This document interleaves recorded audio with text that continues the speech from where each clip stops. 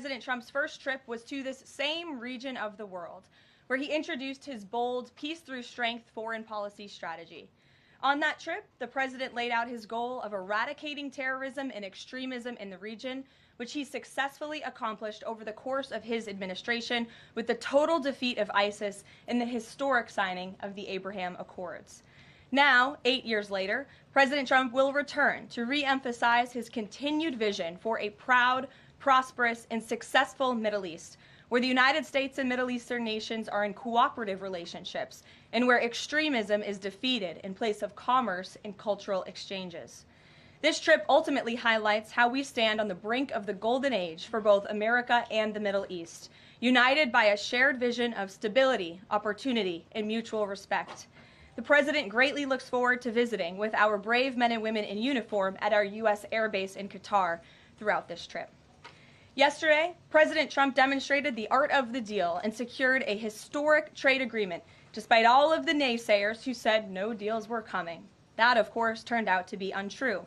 On the 80th anniversary of Victory Day for World War II, President Trump announced a great deal that provides American companies unprecedented access to the UK markets while bolstering U.S. national security. This trade deal will massively expand U.S. market access in the United Kingdom, creating a $5 billion opportunity for new exports for U.S. farmers, ranchers, and producers. This includes more than $700 billion in ethanol exports and $250 million in other agricultural products like good old American beef. The deal commits the United States and United Kingdom to work together to enhance industrial and agricultural market access and strengthens American competitiveness. Importantly, the deal also ensures streamlined customs procedures for U.S. exports. The UK will also be purchasing $10 billion of American-made Boeing planes as part of the deal. A trade agreement like this between the United States and the United Kingdom was being worked on for many years but continued to prove elusive. But because of President Trump's bold negotiating approach, he got it done. All of this happened because of President Trump's implementation of powerful tariffs to end the era of economic surrender and rebalance America's trading agreements. American workers and companies are the best in the world, and they finally have a president who has their backs, fights for them, and delivers good deals that puts them first. This is just the first of many trade deals to come. Get ready for more historic deals and our country to boom like never before. On that note, Treasury Secretary Scott Bessent and Ambassador Jamieson Greer will meet with the lead representatives on economic matters from the People's Republic of China over the weekend in Switzerland.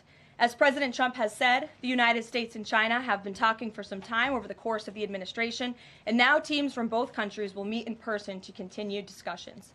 You can be certain that President Trump and his trade team will ensure we work to achieve the best deal possible for America.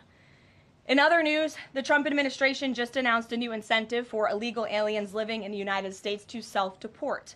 Eligible illegal aliens who now use the CBP Home app to self-deport will receive a clear, safe way to leave the United States. Their plane tickets home may be paid for, and they will receive a $1,000 stipend once we have confirmation that they have left our country.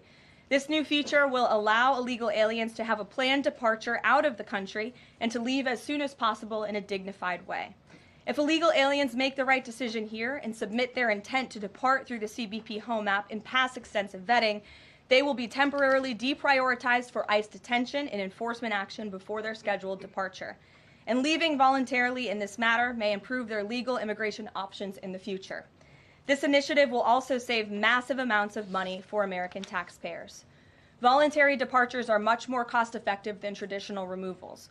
By deploying the CBP Home app in this new way, President Trump is aiming to reduce the need for costly arrests, detentions, and court proceedings.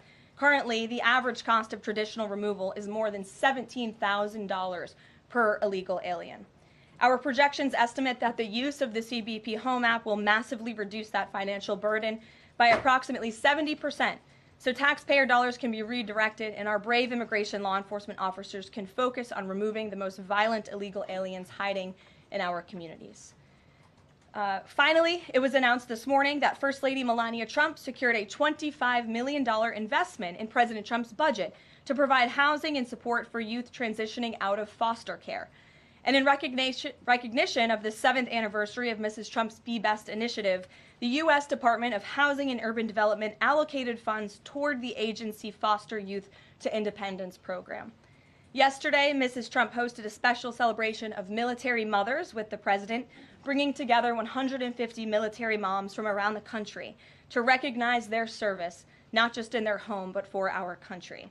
For those of you who were there at the events yesterday like I did, I have no doubt you will join me in recognizing how truly special those moments were. So let's get to questions. Here in our new media seat today is Andrew Egger, the White House correspondent for The Bulwark. The Bulwark is a new media company launched in 2019 with hundreds of thousands of readers on Substack and more than 1 million subscribers on YouTube. Andrew, please kick us off. And thanks for being here. Yeah, thank you for having me, Caroline. The president posted another ad this week for his Trump meme coin. The group that's running that coin is encouraging people to buy in order to win a dinner this month with the president. Why is the president planning to attend a dinner for the top investors in his coin? Look, the president is abiding by all conflict of interest laws. The president has been incredibly transparent with his own personal financial obligations throughout the years. The president is a successful businessman, and I think, frankly, it's one of the many reasons that people reelected him back to this office. There are at least some people who are buying this coin who seem to view it as an opportunity to influence the president's views. There was a logistics company this week that said they would buy $20 million in the coin in order to advocate for free trade between the U.S. and Mexico. If buyers are buying for that reason, are they wasting their money? Look, I can assure you the president acts with only the interests of the American public in mind, putting our country first and doing what's best for our country, full stop. That's his intention, and that's what he's focused on. Kristen, good to see you here today. Welcome back. Caroline. Thank you. Glad to be back. So on those China talks, what does President Trump expect to come out of those talks? And is he going to be disappointed if his team can't secure a deal? Well, look, the president is very confident in his Secretary of Treasury, Scott Bessent, and of course, Ambassador Jamieson Greer, who has played an instrumental role in all of these trade negotiations as well.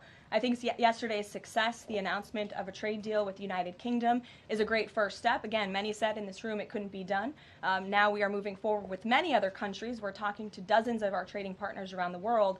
But of course, China is a major country, a major player in this space. And the president has said, and he's right, China needs the United States of America. They need our markets. They need our consumer base. And Secretary Bessent knows that he's going to Switzerland this weekend with the full support and confidence and trust of the president here at home. Jack? Thanks very much, Caroline. Two questions. First, can you give us an update on U.S. efforts to mediate or have an impact on the conflict between India and Pakistan? Sure, I absolutely can. This is something that the Secretary of State and, of course, now our National Security Advisor as well, Marco Rubio, has been very much involved in. The president has expressed he wants to see this de-escalate as quickly as possible. He understands these are two countries that have been at odds with one another for decades, long before President Trump was here in the Oval Office. However, he has good relationships with the leaders of both countries, and the Secretary of State, Marco Rubio, I spoke to him just yesterday. He has been in constant communication with the leaders of both countries trying to bring this conflict to an end. Just one other question. Yesterday, we saw the news of the new Pope. Before Pope Leo became Pope Leo, there were some critical comments that he made about President Trump and about Vice President Vance on his then X account. Does the White House have any reaction to those comments? The president made his reaction to Pope Leo's announcement yesterday very clear. He is very proud to have an American Pope. I think it was a surprise to everyone. I saw the news media was surprised to report on that yesterday, but it's a great thing for the United States of America and for the world, and we are praying for him. Thanks, Caroline. The president has been pretty firm on keeping these 145% tariffs in place on Chinese imports. Today, via Truth Social, he said that he'd be possibly open to lowering those to 80%. Why the change, and how did the president land on 80? The president still remains with his position that he is not going to unilaterally bring down tariffs on China. We need to see concessions from them as well. And again, that's part of the reason that Secretary Bessent is going to talk to his Chinese counterparts this weekend to start those discussions in person. As for the 80% number, that was a number the president threw out there, and we'll see what happens this weekend. And always in the effort of transparency, I'm sure you'll hear directly from the Treasury Secretary or the president after those negotiations conclude. Jackie. Thank you, Caroline. Why did the White House announce this deal with the UK before all of the details were finished? That's not true, actually. I saw the fact sheet. I saw the deal as well before the president brought all of you in the Oval Office in the effort of transparency. You had the president and the prime minister on the phone talking to all of you directly about how this was a great deal, a phenomenal deal, and discussions will continue. But as I spoke to our Ambassador Greer yesterday, this is how trade deals work. You set an initial agreement, you set the framework, you set up the deal, and then of course, T's have to be crossed and I's have to be dotted. But this deal is a good deal, and the numbers are determined, and all of the market access that I just discussed will remain. Does that mean that the